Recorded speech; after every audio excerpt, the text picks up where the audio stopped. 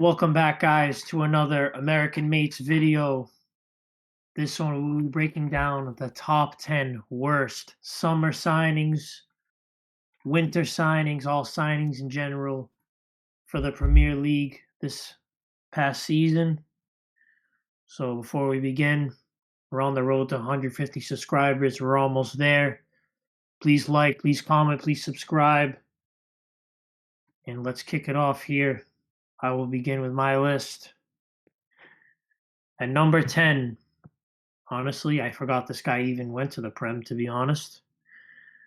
I have Borna Sosa, Croatian left back, went to Crystal Palace this summer. I feel like he was gonna have a bigger impact than he does. 6 Premier League games, just no goals, no assists, no nothing. I think they're still holding on to this Tyreek Mitchell thing. I think that guy should be back on the bench. I think Borna Sosa is a better left back than Tyreek Mitchell. Just my personal opinion. But Glasner doesn't seem to think so. Kind of sad because I think this guy, when he came up through, I think it was Stuttgart, right? Joey Stuttgart. Started Yep. out at Yeah, yeah. Stuttgart, and him playing for the Croatian national team. I thought this guy was going to be, a top left back, but hasn't panned out for him that way. At number 9, I have this abomination of a signing. It's Arsenal's Christian Norgard, taken from Brentford. This guy again doesn't play. I don't know why Arsenal needed to sign this guy. They just kind of gave free money to Brentford for this transfer. Again, 15 million. just 15 million. Brentford probably bought this guy for like 100K playing in Denmark or wherever he was playing, and now he's at Arsenal where he just kind of watches her on ball happen. Just kind of an odd signing for me. I didn't understand why he went to Arsenal. If I were him, I probably would have stayed at Brentford, played under Keith Andrews, and I would be playing week in and week out and playing in Europe. So at number 8, I have one of Liverpool's massive transfer window pickups is the right back Jeremy Frimpong, or whatever position he is, because apparently he's not a right back. Liverpool seem to have more success throwing Szoboszlai, who's not a right back, at right back instead of this guy. I think I don't think he fits the slot system. I think where Xabi Alonso played him as a right winger instead of a right back. This guy, I think he's an exact clone of Trent Alexander-Arnold. He's good attacking, but has no defensive qualities. Just kind of a liability. They spent a lot of money on him, and I feel like it's just kind of a dud so far. They're not, I know they have their injury problems and stuff, but I think this guy was kind of a fail. At number 7, I'm glad this guy sucks this year. Left my club. Thought he was bigger than the club. Victor Gyökeres. You really? I don't think he was that bad. I mean, Yeah, I think so. 15 goals in all competitions. I mean, better than some other strikers that we've seen this Yeah, season. well, again, this guy waits for Burnley to come up on the schedule or Tottenham, and he scores a double. It So is fair. I mean, I don't think he's had the impact that I think Arsenal fans wanted him to have, but I mean, when they were filming that video. yeah, yeah. they wanted this guy They wanted this guy for years. They finally got him, and I'm happy to say this guy stinks. His one-dimensional football doesn't cut it in England. It only works in the Portuguese league. And yeah, Arsenal fans, you can take that one and shove it, because you got bamboozled by a guy who can't even hit the back of the net. At number 6, my first Chelsea player on the list. The guy that leaks lineups. First. The guy that's just a cancer every club he goes to. It's Garnacho. Yeah, you can say he does well. He did well in the cup games. Yeah, those games against Cardiff City and Charlton Athletic, I would hope so. This guy's just been terrible. Again, he shows glimpses like he's Cristiano Ronaldo, and then other times it's like this guy can't even dribble the ball. Another one we got bamboozled by. Man United bamboozled us. I think Todd Bowley, again, just doing it. Maybe we can flip him for a profit. I highly doubt that. I think this guy should just stop playing football altogether because I think he's a top 10 football villain in my opinion. Maybe we'll make that video someday. Top 10 villains in football. I put Garnacho number 1 on the list because all he does is destroy everything that he just touches. At number 5, I have another Chelsea player. I think this guy might be the worst winger in the Premier League. It's Jamie Gittins. Again, I had high hopes on this guy. I thought this guy was going to be like a better Jadon Sancho, but again, he's another guy. Charlton Athletic, he plays well. Every other time, he's the worst player on the pitch. We start him, we bench him, he comes in off the bench, whatever it is, whatever the scenario. He doesn't rise up to the occasion. Just terrible money spent. I think they got blinded by seeing an English guy in Germany and said, "Oh, we'll bring this guy back to the Premier League," and it just it's fallen flat in our face and hasn't been worth it, and it's kind of sad. But what can we do? At number 4, again, another guy I forgot was playing in the Premier League because he's done pretty much nothing this whole year. Matisse Tell on Tottenham. Really? You think Matisse Tell? Yeah, I mean, he came from Bayern Munich. I think this guy, I think if he stayed at Bayern Munich, he'd be right in that backup option behind Harry Kane. They wouldn't have had to sign Nico Jackson. I think this guy had the world at his feet when he was at Bayern Munich.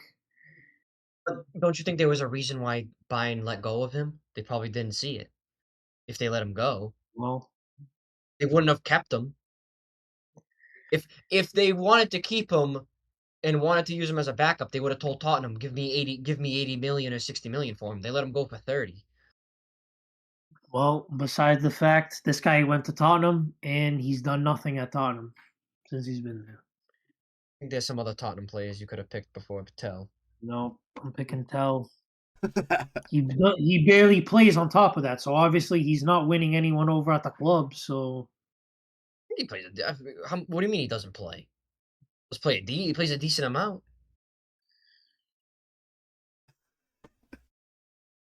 guy, if you're at Tottenham, you should start every game pretty much. If you're that guy, you came from Bayern Munich, like you got to be one of the best players at Tottenham. I don't know. You act like he's a superstar. He's 19. Yeah, should be a superstar at Tottenham. They all suck. He sold one of my He's played in 20 parlays. Ship him off. He has more Champions League experience than anyone at Tottenham combined. That's not true. What do you mean? You act like Tottenham haven't been in the Champions League for the past couple of seasons. Oh yeah. All right, sorry. All right. So modern times have made us forget that Tottenham were ever a respectable club. At number 3, I have the Newcastle flop. Spend big bucks on him. From the Congo, Johan Vissa has not cracked up to anything at Newcastle. You can say maybe he's not been given a chance, maybe he's been injured. I think it's just bad money spent. 50 million on a guy who Joey said he's the worst player to ever score 20 goals in the Premier League. I stand by that. And I didn't believe it when he said it, but yeah, now I'm starting to believe it. This guy just can't do it. I think he's just a system player. In the Thomas Frank system, it worked, but in the Eddie Howe system, it's just not working. Yeah. Which leads me to my number 2, my last Chelsea player in here. Sad I have to include this guy on the list. It's Liam Delap. Again, we got bamboozled by this guy who scored 10 goals at Ipswich because he was the best player by a country mile on the team. And I thought coming in, this guy would have been our starting striker, but hasn't performed. This guy doesn't know how to make a run in the box. The ball goes wide, and this guy just stands in the box waiting for a cross. It's like, guy, you got to run, do something, get open. This guy is too busy performing shithousery, pushing players, kicking players. He's kicked more players than kicked balls in the net. Dude, he's actually terrible. It's sad. And at number 1, the worst Premier League signing this year. This guy is actually so bad that he left already. He's gone back to Brazil. It's former Wolves player John Arias. You think he's the worst signing this season?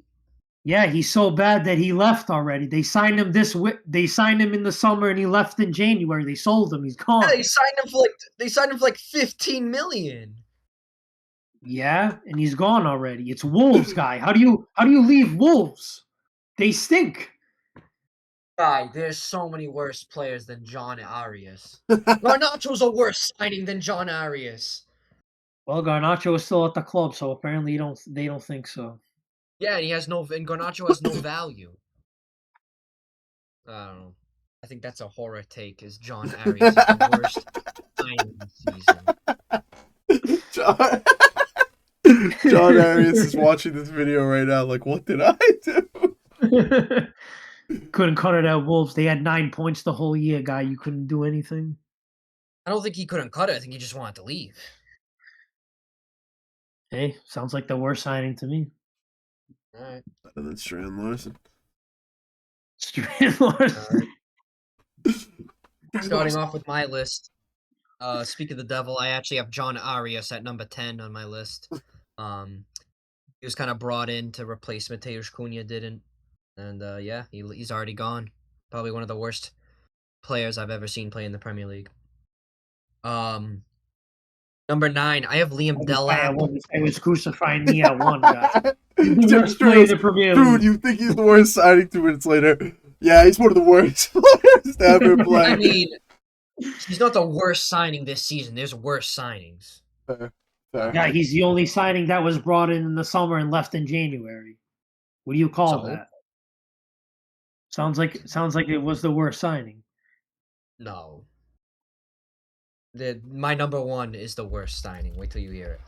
Number 9, I have Liam Delap. This was just I don't even know what kind of signing this was from Chelsea. Brought him in. He's just not really up to the level of Chelsea, and we needed more has English nothing really players. to show. Has nothing to really show for it. Probably gonna leave, honestly. Number 8, I put Garnacho. He's just been crap, isn't he? He scores against Cardiff, can't score against anybody else. 45 million for him, and he's already leaking the lineups. He's deleting his Chelsea posts, or he deleted his profile picture on Instagram. I don't know. That's just a cancer to whatever club he goes to. Number 7, I put James Trafford. He was brought in for 30-something million. First of all, he was sold by Man City to Burnley. Then they bought him back to be the number 1. And then a week later, they signed Donnarumma, and now he's the backup. So, I mean, I just think it's a bad signing just because Bad signing for both teams. I mean, Man City, I'm sure they don't really care, but to spend that much money for a backup goalkeeper, they spent more on him than they did Donnarumma. And then it's just also poor for James Trafford. I mean, he should be starting for I think he could start for a Premier League team. I mean, he did for Burnley 2 seasons ago, and now he's just playing second fiddle to Donnarumma. Number 6, I have Anthony Elanga. He was purchased for 60 million by Newcastle. Hasn't really got on. Played good against Barcelona, but they were already out of the tie, and yeah, he just hasn't really showed anything. I mean, he was good at Nottingham Forest, but I think he kind of what's it called? I think he thrived off like chaos ball and kind of playing on the counter, whereas Newcastle don't really play like that, and yeah. I mean, Newcastle should be playing on the counter because they have the fast attackers, but I don't know. They just don't have the quality. Number 5, I have Eberechi Eze, another $60+ million signing to Arsenal, and this guy rides pine. He's put in 2 good performances, both against Tottenham, who are Merda, and yeah. What did you sign him for? If you signed him to be the left winger, that's not true because they play Trossard. You signed him to be the number 10. Now they're playing Kai Havertz as a number 10, so clearly not that. And yeah, I think just a poor signing. Number 4, I have Xavi Simons.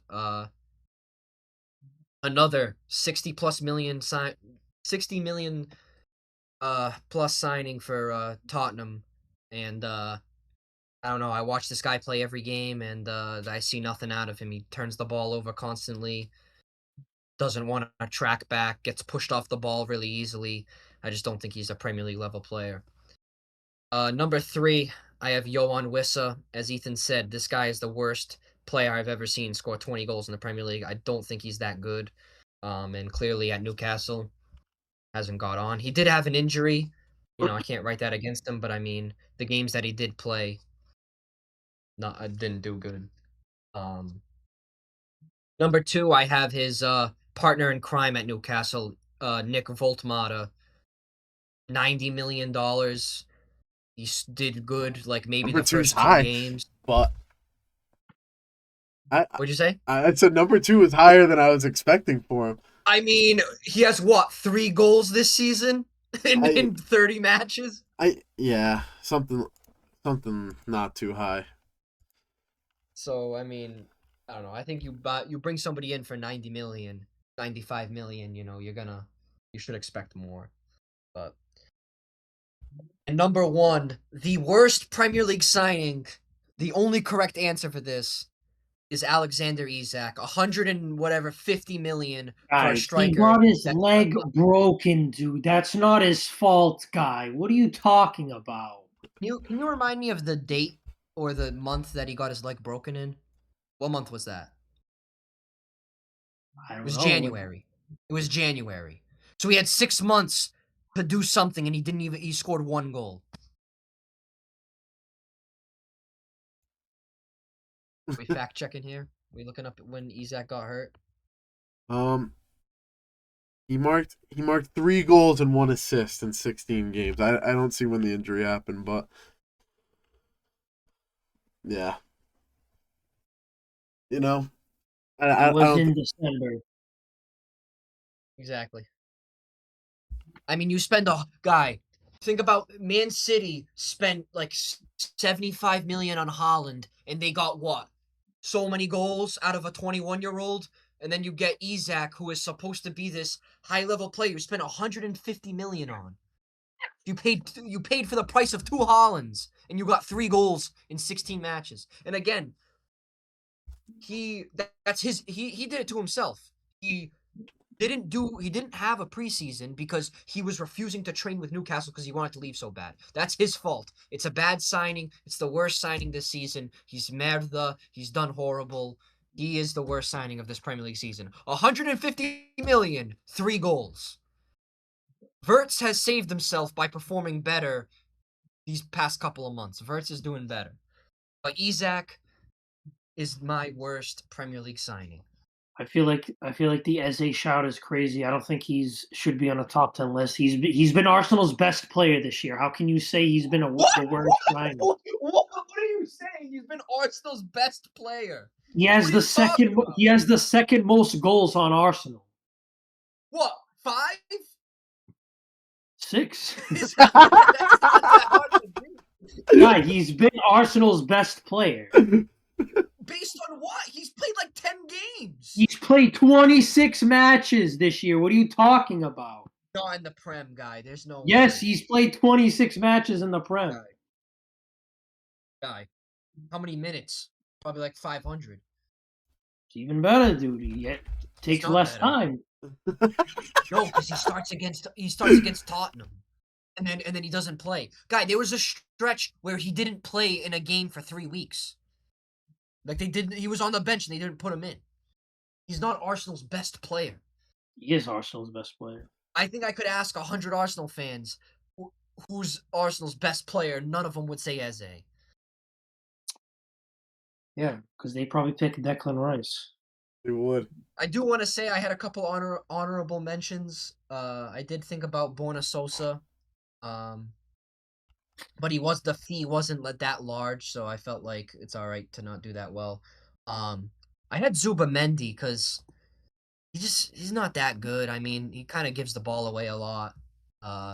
He's good in like I don't even know what he's good at, to be honest. Arsenal fans can tell me what he's good at. I don't know what I've seen. I was not impressed by Zubamendi, but that is my list. Fair. Last is myself. I definitely had some similar players to you guys. I had a couple unique ones, but I feel like most of my list got covered at some point or another. I'm going to start with my honorable mention, which is Alejandro Garnacho. I feel like all things considered, it could have been worse. I don't fault anyone for putting him on this list. I was close to it, but kind of just for the sake of mixing things up, I didn't. Bad attitude, didn't like the signing, just wasn't huge on it when we did it, much less now with the way things have gone. Moving on to my actual list. Number 10, I had someone that Joey also had with Nick Voltmod coming over to Newcastle from Stuttgart. I feel like not a lot of people might even put him on this list, but I agree with Joey. I just think the finances involved, like they paid $100 million, like 75 million pounds or whatever it is. They hardly utilize him. I think he has 1 goal in 2026 for a striker you paid $100 million for. They play him as like a 10 now, which he's good in the link up, but it just feels unnatural and weird for like a 6'6" guy to be playing as your cam and not your striker, especially when he is a striker.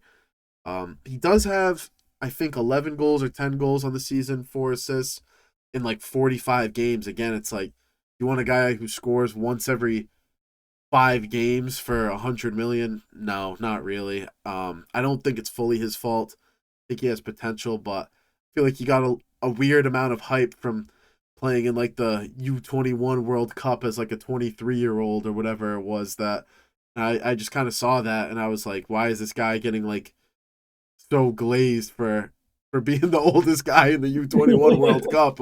I remember when that happened, just like not really getting the hype. But in fairness to him, he is a good player, Premier League level player. I just think there's a world where they could have probably bargained a little harder and got a better deal for him.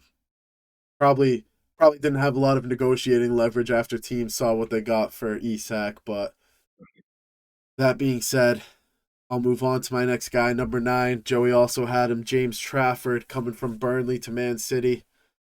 They bought him. It seemed like he was their future goalie, and then in a matter of weeks, Donnarumma got signed. Trafford made a couple mistakes and hasn't really sniffed the field since. Just kind of a weird one. Not something you really see happen much. Basically bought him for nothing. He got replaced almost immediately, and it was just he's probably disappointed. Man City's probably disappointed. Probably looking to leave this summer if I had to guess. It just doesn't make a lot of sense for him to sit there. Next up, I have one that actually nobody mentioned at number 8.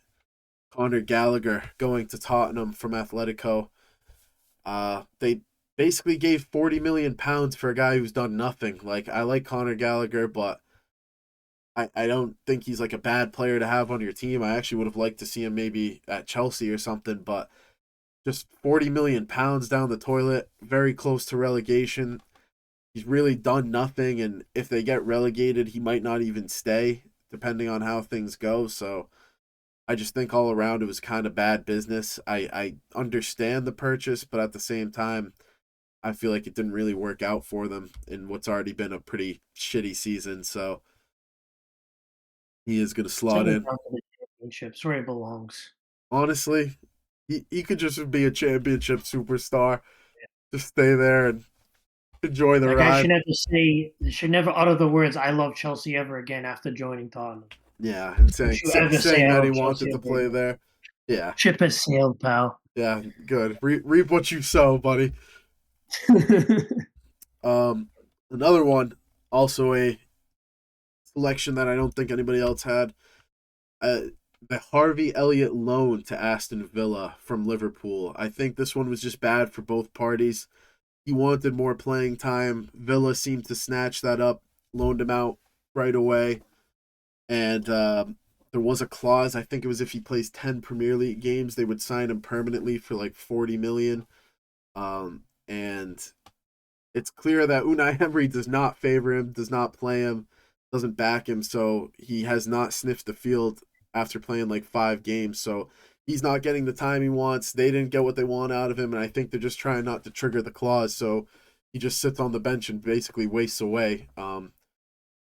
I only didn't put it higher because it's just a loan. At the end of the day, he's probably just going to move on to another team when the season's said and done. It's not like they're stuck with him, but it also was just kind of a waste for all parties involved, really. So that is one of my top 10. Number 6, I got James McAtee going to Nottingham from Man City.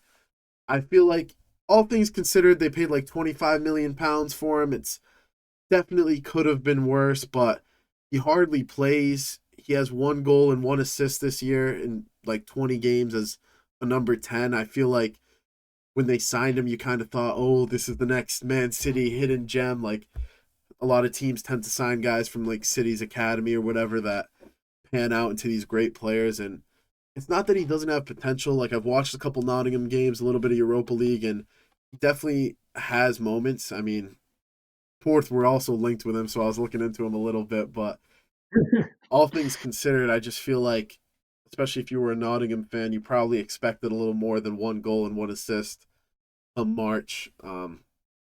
Doesn't, like I said, doesn't really break into the squad all that much. So could have been worse, could have paid more, but just not a great signing. Number 5, I have my first Chelsea guy, as Ethan also mentioned, Jamie Gittins. We bought him for 56 million pounds from Dortmund. I thought he was going to be some lighted up winger. I really liked him in the Bundesliga. I thought he was going to be very impactful, but he really has had little to no impact. I think he had 1 goal and 5 assists in like 30 games. Hasn't really provided us much. I'd say the saving grace to this is that he's young and can still turn it around, maybe go on loan. I think he's only 21, 22. So he is still young, and I feel deep down that there is a player in there that maybe if he gets like a good run of games going or something can turn it around. But just a part of this Chelsea transfer saga of just signing mediocre wingers and mediocre players. 56 million is kind of a lot too. Number 4, another Chelsea player who swindled us, Liam Delap, yet another failed Chelsea striker. Thank you, João Pedro, for giving us something, because our track record with strikers has not been good. I feel like he kind of fooled a lot of people, myself included. You saw this big, kind of strong looking guy playing for Ipswich. He was only 21, 22. Got like 10, 15 goals last year. Was Ipswich's best player, like Ethan said, and now he's played 30 something games. We're in March and he has like 3 goals, a couple assists to go with it. Just, and when you watch the games, it's like, what is this guy doing?